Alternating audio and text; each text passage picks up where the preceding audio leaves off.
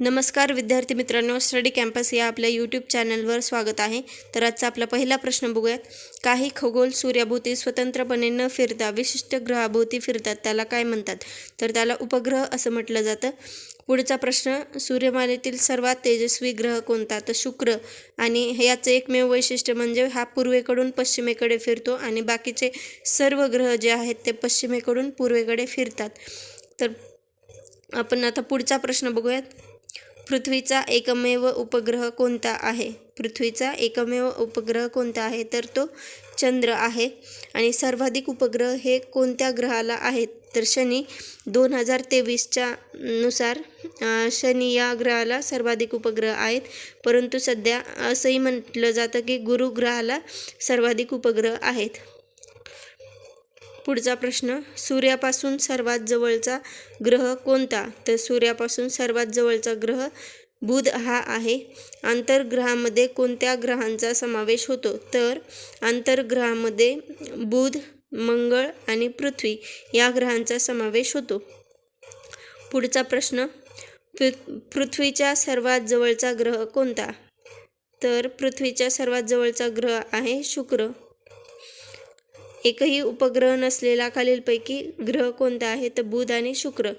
आणि नेपच्यून या ग्रहाचा शोध कोणी लावला? तर जॉन गेल यांनी नेपच्यून या ग्रहाचा शोध लावला होता.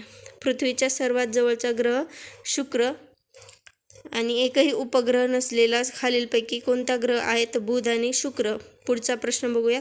सूर्य हा आपला मुख्य तारा आहे. सूर्याची निर्मिती 480 कोटी वर्षापूर्वी झाली असावी असा अंदाज आहे. क विधान दिले, सूर्यकिरण पृथ्वीवर पोहोचण्यास 8 मिनिट 20 सेकंद लागतात. ड विधान, काही वेळा उल्का पूर्णतः न जळता पृथ्वीच्या पृष्ठभागावर पडतात, त्यांना अशनी असं म्हटलं जातं. तर यात काय सांगितलंय? अयोग्य पर्याय ओळखा असं म्हटलंय. तर यापैकी नाही, कारण सूर्य हा आपला मुख्य तारा आहे हे बरोबर आहे. सूर्याची निर्मिती 480 कोटी वर्षापूर्वी झाली असावी असा अंदाज आहे. सूर्यकिरण पृथ्वीवर पोहोचण्यास 8 मिनिट 20 सेकंद लागतात आणि काही वेळा उल्का पूर्णतः न जळता पृथ्वीच्या पृष्ठभागावर पडतात, त्यांना काय म्हटलं जातं? तर अशनी म्हटलं जातं. हे सर्वच्या सर्व योग्य पर्याय आहेत. यात काय सांगितले? अयोग्य पर्याय ओळखायला सांगितला होता. तर यापैकी नाही, हे आपलं अचूक उत्तर आहे. पुढचा प्रश्न, सूर्यमालेमध्ये असा एकमेव ग्रह कोणता आहे जो पूर्वेकडून पश्चिमेकडे फिरतो? तर तो शुक्र हा आहे. बाह्य ग्रहामध्ये कोणत्या ग्रहाचा समावेश होत नाही? तर मंगळ ग्रहाचा समावेश होत नाही. सूर्यापासून सर्वात दूर असलेला ग्रह कोणता आहे? तर नेपच्यून हा ग्रह सूर्यापासून सर्वात दूर आहे. बाह्य ग्रहामध्ये कोणत्या ग्रहाचा समावेश होत नाही? तर मंगळ. म्हणजे बुध, शुक्र, पृथ्वी, मंगळ. आणि मंगळ आणि गुरु यांच्या दरम्यान बटुग्रह आहेत. पुढचा प्रश्न, ग्रह दिलेत आणि परिवलन काळ दिलाय. बुध हा स्वतःभोवती किती वेळात पूर्ण करतो, प्रदक्षिणा पूर्ण करतो? तर 58.65 दिवस इतका कालावधी लागतो. शुक्राला परिवलनासाठी 243 दिवस लागतात. पृथ्वी 24 तासात एक परिवलन पूर्ण करते.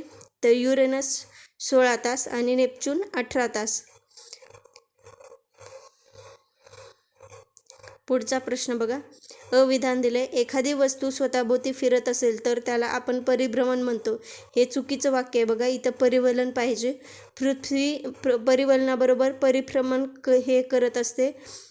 तसंच क विधान, पृथ्वी स्वतःभोवती फिरत असल्यामुळे दिवस, रात्र, सागरी प्रवाह इत्यादींची निर्मिती होते. तर योग्य पर्याय ओळखायला सांगितलं आहे आपल्याला. तर योग्य पर्याय आहेत आपले ब आणि क. ठीक आहे. पृथ्वी परिवलनाबरोबर परिभ्रमण करत असते. पृथ्वी स्वतःभोवती फिरत असल्यामुळे दिवस, रात्र, सागरी प्रवाह इत्यादींची निर्मिती होते. आणि एखादी वस्तू स्वतःभोवती फिरत असेल तर त्याला काय म्हणतात? तर परिवलन असं म्हटलं जातं. पुढचा प्रश्न बघूयात आपण. भारताचे प्रमाणवेळ ग्रीनिच शहरापेक्षा किती मिनिटांनी पुढे आहे? भारताची प्रमाणवेळ ग्रीनिच शहरापेक्षा किती मिनिटांनी पुढे आहे? तर 5 तास 3 मिनिट पुढे आहे. दक्षिणायन कालखंड कोणता आहे? तर 21 जून ते 22 डिसेंबर हा दक्षिणायन कालखंड मानला जातो. भारताचे प्रमाणवेळ ग्रीनिच शहरापेक्षा किती मिनिटांनी पुढे आहे? तर 5 तास 30 मिनिटे पुढे. आणि दक्षिणायन कालखंड 21 जून ते 22 डिसेंबर असा आहे.